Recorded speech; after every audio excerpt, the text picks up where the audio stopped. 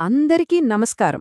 ఈరోజు మనం చాలా చాలా స్పెషల్, అలాగే మనందరి మనసులకు ఎంతో దగ్గరన ఒక అంశం గురించి మాట్లాడుకోబోతున్నాం.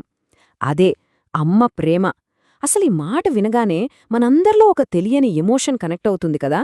ఈ సెషన్ ద్వారా ఆ ప్రేమలోని లోతేంటి, అసలు మనకు కనిపించకుండా అమ్మ చేసే త్యాగాలేంటి, అలాగే మన సంస్కృతిలో అమ్మకి అంతటి గొప్ప స్థానం ఎందుకిచ్చారు అనే విషయాలను మనం చాలా డీప్గా తెలుసుకోబోతున్నాం. సో ఇక ఏమాత్రం లేట్ చేయకుండా డైరెక్ట్గా టాపిక్లోకి వెళ్ళిపోదాం. మనందరం చిన్నప్పటినుంచి వింటూనే పెరిగిన ఒక అద్భుతమైన మాట మాతృదేవో భవ. అంటే అమ్మ దేవుడితో సమానమని.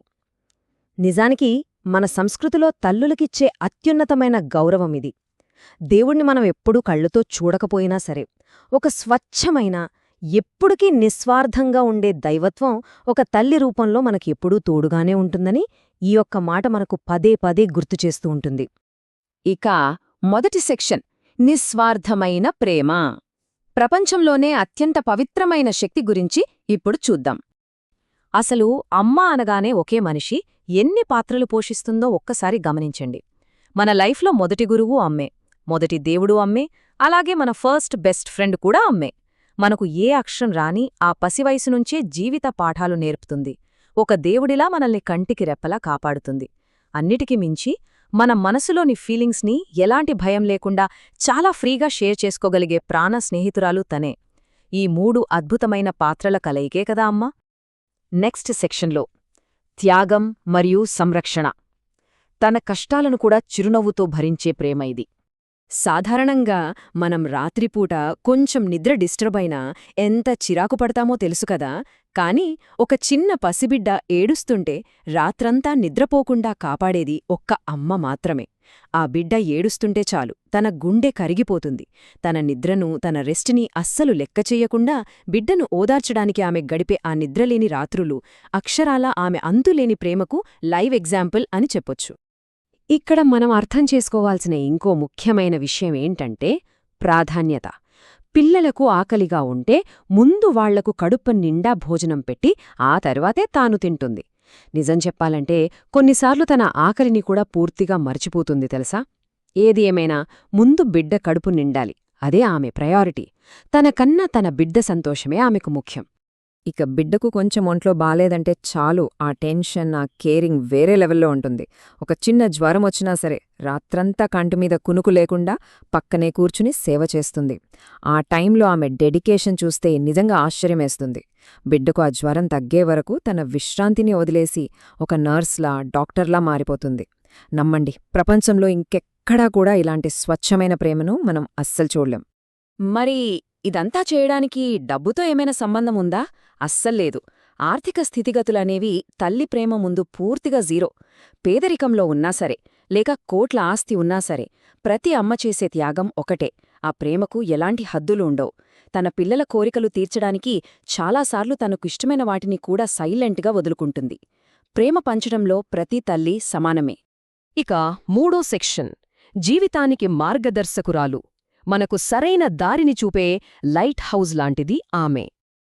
అసలు ఏది మంచి, ఏది చెడు అని కూడా సరిగ్గా తెలియని ఆ పసివరసులో మనకు కరెక్ట్ రోడ్ చూపించే మొదటి వ్యక్తి అమ్మే. నిజాయితీగా ఉండటమెలా, మంచితనం అంటే ఏంటి, ఎదుటివారిని ఎలా గౌరవించాలి, ఇలాంటి ఎన్నో గొప్ప విలువలని చాలా న్యాచురల్గా పిల్లలకు నేర్పుతుంది. రేపొద్దున సొసైటీలో మనం ఒక మంచి మనిషిగా ఎదగాలి అంటే దానికి బేస్మెంట్ అంతా అమ్మ చెప్పే మాటల్లోనే ఉంటుంది.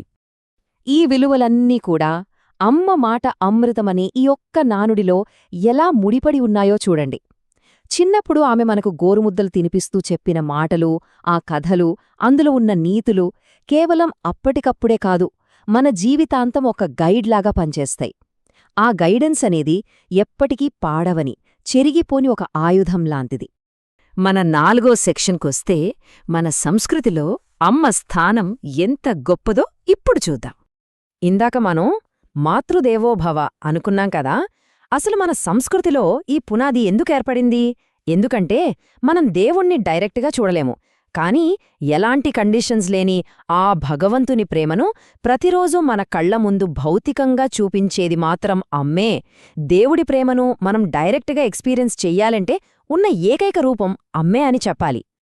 ఆ దైవికమైన ప్రేమ ఏదో మాయలో మంత్రాల్లా కాదు, మన రోజువారీ జీవితంలో చిన్న చిన్న అద్భుతాలుగా కనిపిస్తుంది. అది ఆవిడ స్వయంగా వండిపెట్టే రుచికరమైన భోజనంలో కనిపించే ప్రేమ కావచ్చు, లేదా మనం కష్టాల్లో ఉన్నప్పుడు నేనున్నాను అని ఆవిడ చెప్పే మాటల్లోని ధైర్యం కావచ్చు, లేదంటే రోజంతా అలిసిపోయి ఇంటికి రాగానే ఆవిడ ఒడిలో దొరికే ప్రశాంతత కావచ్చు. ఇవన్నీ అమ్మా అనే దేవుడు మనకు రెగ్యులర్గా ఇచ్చే గిఫ్ట్స్. సెక్షన్ 5 నేటి వేగమైన జీవితం. ఈ బిజీ లైఫ్లో మనం ఏం కోల్పోతున్నామనేది తెలుసుకుందాం.